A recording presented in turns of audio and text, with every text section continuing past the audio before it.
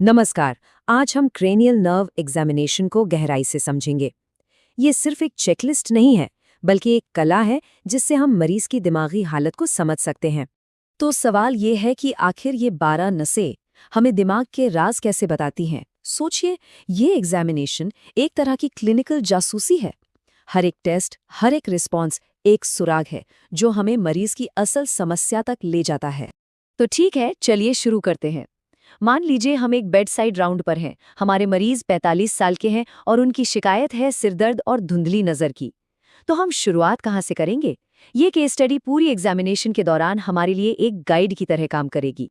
हम अपनी जांच की शुरुआत 3 सबसे ज़रूरी इंद्रियों से करेंगे: सूंघना, देखना और सुनना। इन नसों की तिकड़ी हमें सीधा सीधा बताती है कि दिमाग अपने आसपास की दुनिया को कैसे समझ रहा है। तो सबसे पहली क्रेनियल नर्व है ऑल्फैक्टरी नर्व। जैसा कि नाम से ही पता चलता है, ये हमारी सूंघने की शक्ति को कंट्रोल करती है। ये टेस्ट करने में सबसे पहली और सबसे सीधी नसों में से एक है। अब देखिए, इसका टेस्ट बहुत आसान है। हम मरीज को एक नाक बंद करने के लिए कहते हैं और फिर कपूर जैसी कोई जानी पहचानी खुशबू सूंघाते हैं। फिर यही चीज दूसरी नाक के साथ दोहराते हैं। यहाँ जरूरी बात यह है कि दोनों तरफ अलग अलग जांच की जाए। क्यों? क्योंकि अगर सिर्फ एक तरफ सूंघने में दिक्कत है, जिसे यूनिलैटरल एनोस्मिया कहते हैं, तो ये फ्रंटल लोब में ट्यूमर जैसी किसी लोकल प्रॉब्लम का संकेत हो सकता है। ओल्फैक्टरी नर्व के बाद अब हम अपनी संवेदित त्रिकड़ी की दूसरी नर्व पर आते हैं, यानी क्रेनियल नर्व 2, ऑप्टिक नर्व। ये देखने के लिए सबसे जरूरी है और हम इसकी जांच 3 हिस्सों में करते हैं: विजुअल एक्यूटी, विजुअल फील्ड्स और कलर विजन। दूर की नज़र के लिए हम 6 मीटर की दूरी से स्नेलन चार्ट इस्तेमाल करते हैं और पास की नज़र के लिए 25 सेंटीमीटर पर जेगर चार्ट का। ये टेस्ट हमें मायोपिया यानी पास की नज़र कमज़ोर होना और हाइपरमेट्रोपिया यानी दूर की नज़र कमज़ोर होने जैसी समस्याओं को पहचानने में मदद करते हैं। तो अब वापस अपने केस पर आते हैं। मान लीजिए हमारे मरीज का विजन 6/36 है। अब इसका मतलब क्या हुआ? इसका सीधा सा मतलब है कि जो अक्षर एक नॉर्मल इंसान 36 मीटर्स की दूरी से साफ साफ पढ़ सकता है, हमारा मरीज उसे पढ़ने के लिए 6 मीटर की दूरी पर खड़ा है। ये एक बहुत ही ज़रूरी क्लिनिकल फाइंडिंग है। विजन की जांच सिर्फ पढ़ने तक ही सीमित नहीं है। हम कन्फ्रंटेशन टेस्ट से पेरिफेरल विजन यानी साइड की नज़र भी देखते हैं और कलर ब्लाइंडनेस की जांच के लिए इशिहारा चार्ट का इस्तेमाल करते हैं। याद रखिए, अगर कन्फ्रंटेशन टेस्ट में कोई प्रॉब्लम मिलती है तो ये ऑप्टिक पाथवे में कहीं गड़बड़ी का इशारा हो सकता है। अब आते हैं अपनी संवेदी तिकड़ी की आखिरी नर्व पर, 8वीं क्रेनियल नर्व। ये नर्व सुनने और बॉडी का बैलेंस बनाने दोनों के लिए जिम्मेदार है। अभी हम सुनने की जांच के लिए इस्तेमाल होने वाले खास ट्यूनिंग फोक टेस्ट पर ध्यान देंगे। रिने टेस्ट एक क्लासिक तरीका है। हम एक वाइब्रेटिंग ट्यूनिंग फोक को कान के पीछे की हड्डी यानी मेस्टॉइड पर रखते हैं। इससे हम बोन कंडक्शन चेक करते हैं।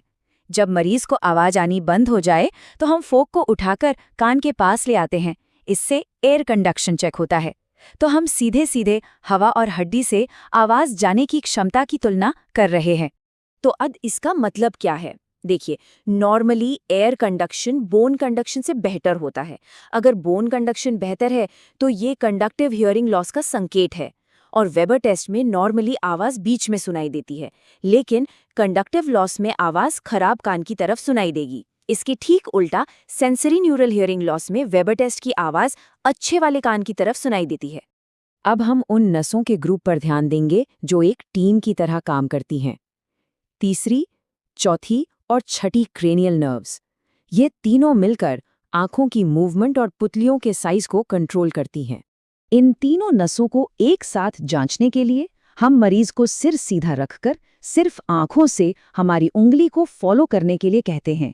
एक एच के पैटर्न में हम स्मूथ और कोऑर्डिनेटेड मूवमेंट की तलाश में रहते हैं। ध्यान रखिए, लैटरल रेक्टस मसल छठी नर्व से चलती है, सुपीरियर ओब्लिक चौथी से और बाकी सब तीसरी नर्व से कंट्रोल होती हैं। इसके बाद हम प्यूपिलरी लाइट रिफ्लेक्स टेस्ट करते हैं। जब हम एक आंख में टॉर्च की रोशनी डालते हैं तो वो पुतली सिकुड़ जाती है। ये है डायरेक्ट रिफ्लेक्स। लेकिन उसी वक्त दूसरी आंख की पुतली को भी सिकुड़ना चाहिए। इसे कहते हैं कंसेंसुअल रिफ्लेक्स। अगर दोनों रिफ्लेक्स मौजूद हैं तो ये एक स्वस्थ ब्रेन स्टेम का संकेत है। ठीक है, तो अब हम नसों के एक और कॉम्प्लेक्स ग्रुप की तरफ बढ़ रहे हैं। ये नसें चेहरे के सेंसेशन, एक्सप्रेशन और गले के फंक्शंस के लिए जिम्मेदार होती हैं। 5वीं क्रेनियल नर्व, ट्राइजेमिनल, ये एक मिक्स्ड नर्व है। मतलब इसके दो काम हैं, सेंसरी और मोटर। ये चेहरे पर सेंसेशन और चबाने वाली मांसपेशियों को कंट्रोल करती है। सेंसरी फंक्शन जांचने के लिए हम रुई से चेहरे के तीनों डिवीजनों को हल्के से छूते हैं, और मोटर फंक्शन के लिए हम मरीज को दांत भींचने के लिए कहते हैं। हमारे केस में जहां मरीज को सिरदर्द है, चेहरे पर किसी भी तरह का सुन्नपन इस नर्व में इरिटेशन का संकेत दे सकता है, इसलिए ये टेस्ट और भी जरूरी हो जाता है।